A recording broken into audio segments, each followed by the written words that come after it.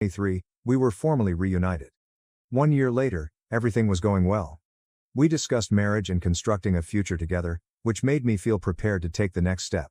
I decided to surprise her with a proposal and began working additional hours to pay for a house so we could get married. Not long after, I didn't tell her why I was working so hard since I wanted it to be a surprise. Then out of nowhere, she requested a break. I was taken aback, and when I questioned why, she refused to explain. Around the same time, I noticed she had been talking nonstop about a new person at her employment, but then she stopped mentioning him completely, which made me suspicious, perplexed, and hurt. I contacted one of my close friends, Emily, not her real name, who, together with her partner, continued to work at the same company as Sarah.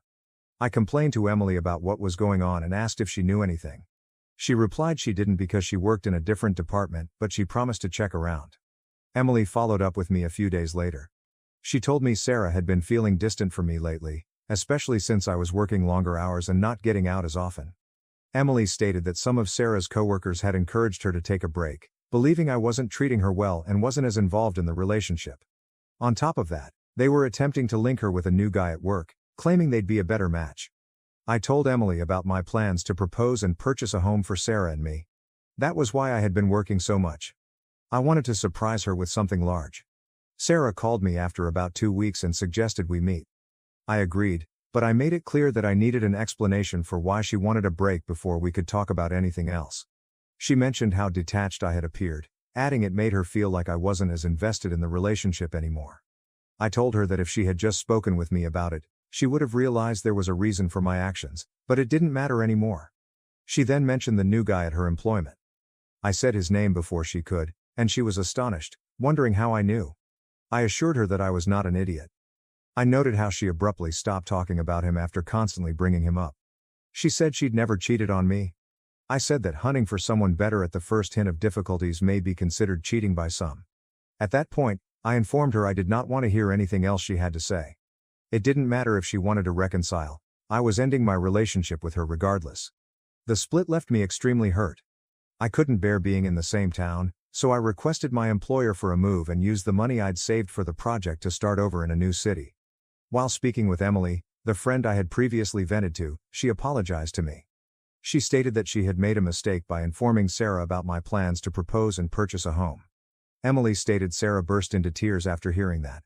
Emily's candor was welcomed, but it did not influence the outcome. By mid-December last year, I had returned to my hometown to celebrate Christmas and New Year's with my family. Some friends wanted to throw a party to bring everyone together because many of us, including myself, had moved away and were only returning for the holidays. Sarah also received an invitation. We barely spoke that night, just a short hi in passing. I glanced at her and noticed her smiling while speaking with a group of women. That smile recalled so many memories. I realized that seeing her smile made me feel exactly the same way I felt the first time I saw it. I wondered to myself, how screwed up am I that I still feel this way? Despite those residual emotions, I was still saddened and extremely upset by the way things had ended. Looking back, I've started to resent myself. I should have paid closer attention to how she felt. I could have informed her about the additional work and why I was doing it. Perhaps things could have turned out differently. Later that evening, one of my friends revealed that Sarah's relationship with the guy at work had only lasted a few months. After the holidays, I intended to return to the city where I now dwell. My vacation ended on January 6th, so I planned to go on Friday. That way, I'd have Saturday to tidy up at home and prepare for the week ahead, and Sunday to unwind before returning to work. Before I departed, one of my buddies from home contacted me. He stated he had a favor to request on behalf of someone else and warned me that I would not like it. I could already feel my stomach dropping. He then told me it was Sarah. She was moving to the city where I live to work for a relative's company, and she needed a ride. He asked if I could take her. I didn't think about it before saying no. The thought of being locked in a car with her for hours was too much to take. It would have been excruciatingly embarrassing, just like the party, and I wasn't prepared to put myself through it. He insisted that Sarah and I talk, but I was having none of it. I returned home, and last week I went for a run. When I stopped to relax briefly at a park, I heard a familiar voice say, "Hi." It was Sarah. She attempted to start a conversation by asking how I was and emphasizing that we didn't get to converse during the party. But I cut her off, stating I didn't want to speak with her. She told me not to be like that and that we should have a chat, but I declined. She questioned how I could still dislike her after over a year and everything we'd been through, but I told her it wasn't resentment. I was quite truthful. I explained that thinking about her, talking about her, or even seeing her still hurts a lot, which is why I couldn't talk to her. She stated that this was exactly why we needed to communicate. I didn't understand the point, so I simply walked away. Sarah has tried to approach me twice since then, and both times I have turned her down. Some of my pals believe I'm being overly harsh and should talk to her for closure. Others argue that torturing her for the rest of her life is unacceptable, but that is not the point of this. I have no anger or ill thoughts against her anymore. I admit that I share some of the blame, but it still stings. I can't talk to her because it's like reopening an old wound that has never completely healed. So, Aida, why are you refusing to talk to her? After reading the comments, the original poster thanked everyone for their advice. The OP simply wants to explain things better. OP explained that their friends were not contacting or emailing them, telling them to talk to Sarah. It was simply the perspective of some of them when the matter was raised. Update, February 2, 2025. Hello everyone, I wanted to provide an update and appreciate everyone for their thoughts. I read over each comment, and while I didn't react to everyone, it was only because I didn't have anything to say. I'm grateful to everyone who expressed their opinions. It's been quite helpful. After reading everything and thinking about it, I've chosen to adhere to my choice not to speak to Sarah. I neglected to include it in my original post, but I did notify a few people that I blocked her everywhere after we broke up for the second time. Over the last 2 days, it appears that her insistence has backfired. Some of our shared acquaintances, including those who first suggested I talk to her, have become tired of her continuous attempts to reach me. They appear to have turned against her as a result of this. Emily, the friend I was venting to at the time, posted about stalkers on social media 3 days ago. She did not name Sarah, but many people understood what she meant. I've also seen a few comments on my initial post that suggest Sarah was stalking me. Her job in the same city, as well as her serendipitous arrival in the park, support this theory. For what it's worth, I know her uncle owns a company here, so that could be the real reason she moved, but that's not my concern, and I'm not going to investigate it. Things have been quieter.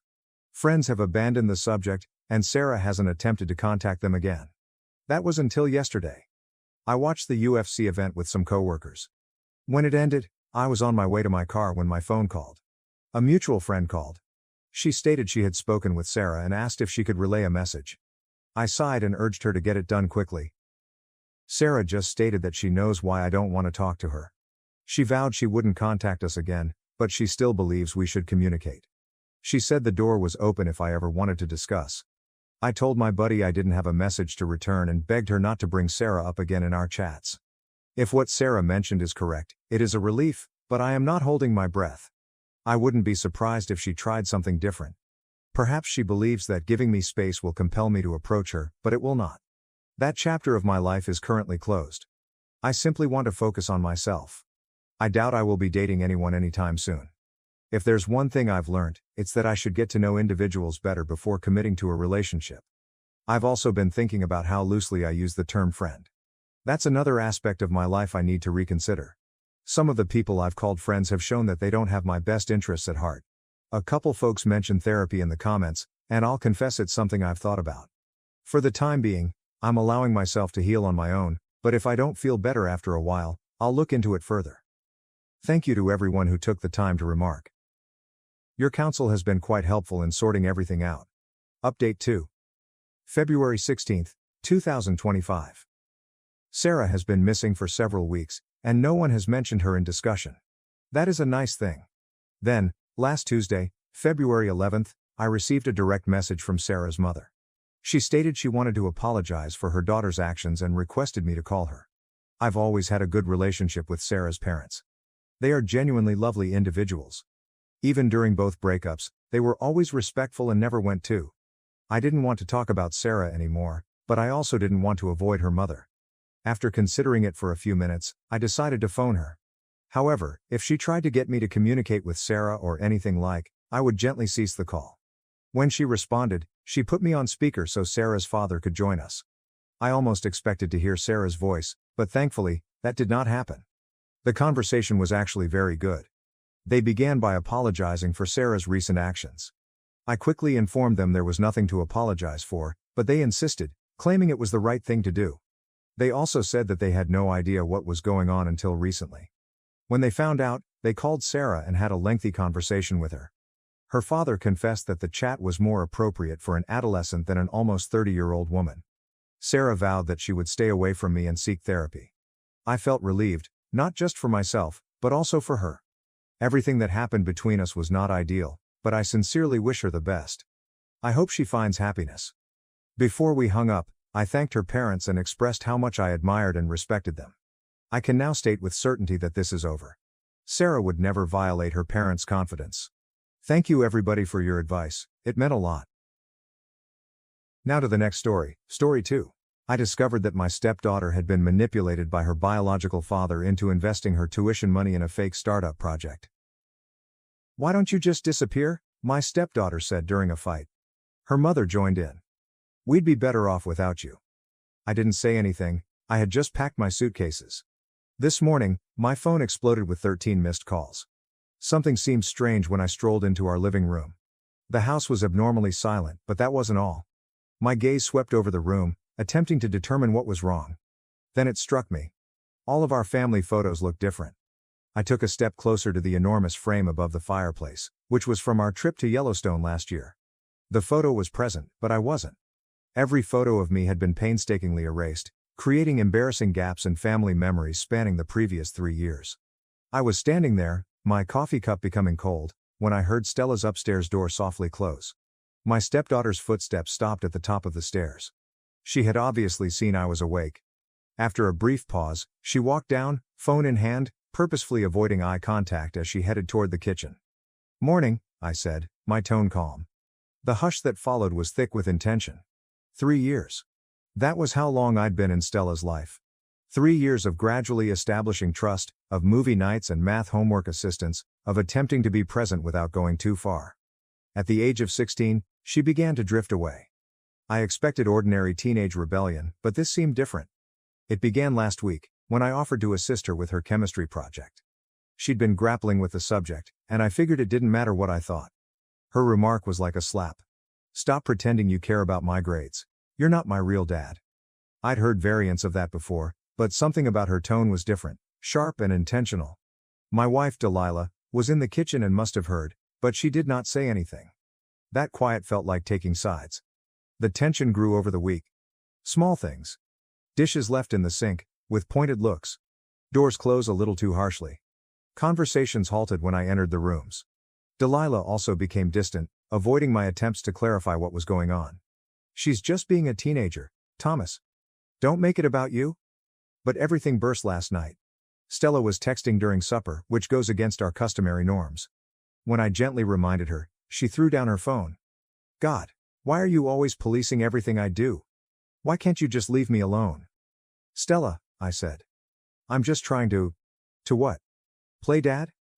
"I already have one." She stood up, the chair scratching against the floor. "Why don't you just disappear? Nobody asked you to try so hard. It's pathetic." I looked at Delilah, not sure what I was expecting. Support? Mediation? Instead, she placed her fork down and calmly murmured, "Maybe we'd all be better off if you did." The words hung in the air, like smoke. 3 years of memories flew through my mind. The day Stella first laughed at one of my dad jokes, the night she called me in tears after her first boyfriend broke up with her, and Delilah's proud smile when Stella requested me, not her mother, to help her pick out her prom outfit. I stood up slowly, my food half finished. "Okay," I replied simply. "Okay, what?" Stella demanded. But something flickered in her eyes. Uncertainty, perhaps. "If that's how you both feel, okay?"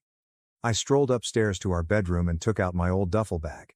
I could hear them whispering downstairs, but no one came up while I gathered enough clothes for a few days. I saw that my hands were not shaking. I felt strangely relaxed. Stella had already left, most likely to her room, when I arrived.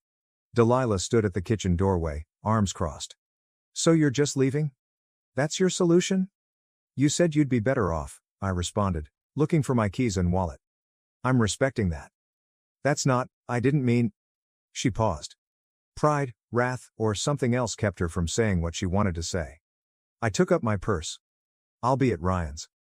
I'll figure out something more permanent soon." I hesitated at the doorway. "You know, when Stella said those things before, it hurt. But hearing you agree? That broke something, Del." I drove to Ryan's apartment in solitude. He looked at me and immediately set up his guest room. That's the type of friend he is.